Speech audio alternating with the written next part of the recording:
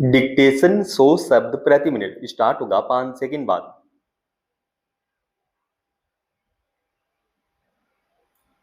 Start. पश्चिम बंगाल के दुर्गापुर में एक मेडिकल छात्रा से सामूहिक बलात्कार के बाद राज्य की मुख्यमंत्री ममता बनर्जी को जहां इस अपराध के खिलाफ सख्त कार्रवाई से लेकर महिलाओं की सुरक्षा सुनिश्चित करने के लिए ठोस उपाय करने पर अपना ध्यान केंद्रित करना चाहिए था, वहां वे अपना पल्ला झाड़ने के लिए पीड़ित को ही कटघरे में खड़ा करने की कोशिश करती दिखती हैं। गौरतलब है कि दुर्गापुर में कॉलेज के प्रवेश द्वार के पास से अगवा करके कुछ लोगों ने छात्रा से सामूहिक बलात्कार किया। यह घटना पुलिस और कानून व्यवस्था की लाचारगी का ही सबूत है कि आपराधिक तत्वों ने एक तरह से बेखौफ होकर इस जघन्य अपराध को अंजाम दिया। अफसोसनाक यह है कि कानून व्यवस्था की इस स्तर की नाकामी के बाद राज्य की मुख्यमंत्री को जहां पहले जिम्मेदारी लेने और राज्य के पुलिस तंत्र को सवालों के कटघरे में खड़ा करना चाहिए था, वहां उन्होंने कहा कि छात्राओं को देर रात बाहर नहीं निकलना चाहिए।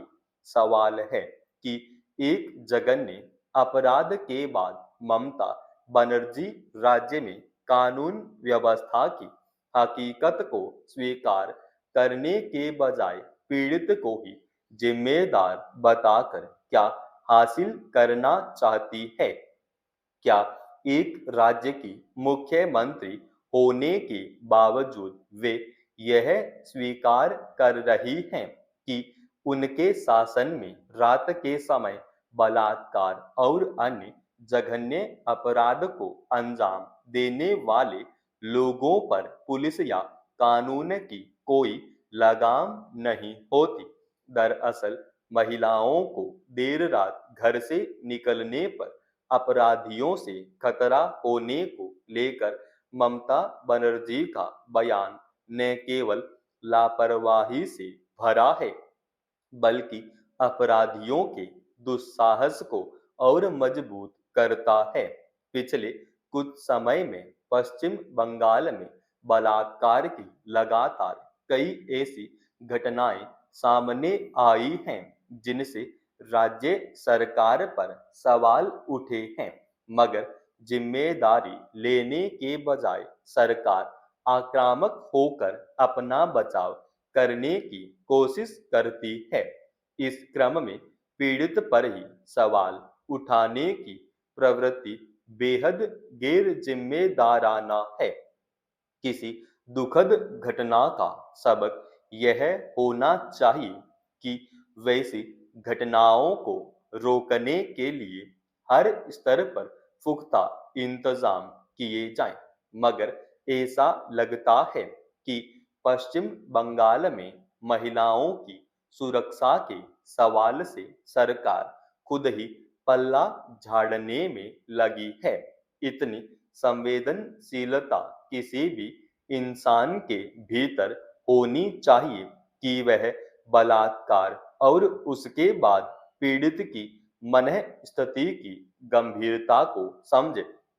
ऐसे मामलों में व्यक्ति के भीतर मानवीयता के मूल्यों की समझ का भी अंदाजा लगता है, मगर न केवल एक महिला बल्कि राज्य की मुख्यमंत्री होने के बावजूद ममता बनर्जी ने सामूहिक बलात्कार की पीड़ित की मनोदशा और पीड़ा को समझना जरूरी नहीं समझा। बयान का विरोध होने पर वे भले ही सफाई में अपनी बातों को तोड़ मरोड़ कर पेश किया बताएं, बल्कि हकीकत यही है कि उन्होंने राज्य की मुख्यमंत्री पद पर होने और अपनी कोई जवाबदेही का एहसास करने के बजाय कानून व्यवस्था को लागू करने में नाकामी का ठीकरा दूसरों पर फोड़ने की कोशिश की। राजनीति में अपने विपक्षियों का सामना या उनसे टकराव एक राजनीतिक तकाजा हो सकता है, लेकिन महिलाओं के खिलाफ होने वाले जघन्य अपराधों के मामले में अगर इस तरह की लापरवाही से भरी प्रतिक्रिया दी जाती है तो यह मुख्यमंत्री के रूप में उनकी शासकीय गंभीरता और क्षमता को भी कठघरे में खड़ा करता है। पाकिस्तान और अफगानिस्तान के बीच सीमा पर हाल में हुई हिंसक झड़पों से दोनों देशों के बीच तनाव बढ़ गया है। वैसे दोनों और संघर्ष के मोर्चे इस तरह खुलने की यह पहली घटना नहीं है।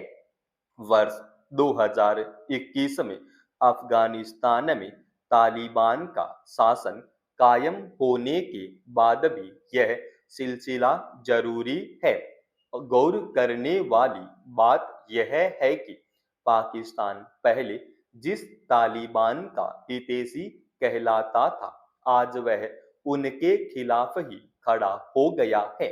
इसका कारण यह है कि पाकिस्तान अपने इलाके में हो रहे आतंकी हमलों के लिए तहरीक-ए-तालिबान (टीटीपी) को जिम्मेदार मानता है और यह आरोप लगाता रहा है कि उसे अफगानिस्तान की मौजूदा तालिबान सरकार का संरक्षण प्राप्त है। दोनों देशों के सुरक्षा बलों के बीच संघर्ष की यह घटना ऐसे समय में हुई जब अफगानिस्तान के विदेश मंत्री आमिर खान मुत्ताकी भारत दौरे पर आए। ऐसे में यह सवाल भी उठ रहा है कि क्या पाकिस्तान को अफगानिस्तान का भारत के साथ मेलजोल बढ़ाना रास नहीं आ रहा है। दरअसल पाकिस्तान के गठन के बाद से ही अफगानिस्तान के साथ उसके संबंध सामान्य नहीं रहे हैं। वर्ष 1949 में आजाद पश्तूनिस्तान बनाने के मुद्दे पर पाकिस्तान ने अफगानिस्तान की आदिवासी बस्तियों पर हमले किए थे। इसके बाद उन्होंने दोनों देशों के बीच सीमा पर हिंसक झड़पों का सिलसिला शुरू हो गया। पाकिस्तान का दावा है कि जब से अफगानिस्तान में तालिबान की सत्ता आई है, टीटीपी ने अपनी गतिविधियां तेज कर दी हैं। उधर अफगानिस्तान का आरोप है कि पाकिस्तान के सुरक्षा बल बिना कारण उसके सीमा क्षेत्र में हवाई हमले कर रहे हैं।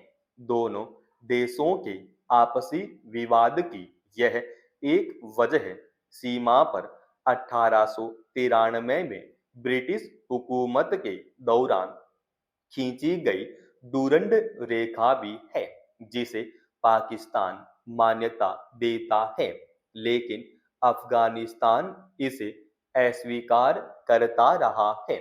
गौरतलब है कि पाकिस्तान जिस तरह से भारतीय सीमा पर आतंकियों की घुसपैठ कराता है, उसी तरह के आरोप अब वह अफगानिस्तान पर लगा रहा है। बहरहाल आने वाले दिनों में दोनों देशों के बीच तनाव कम होगा या संघर्ष तेज होगा, यह देखने वाली बात होगी।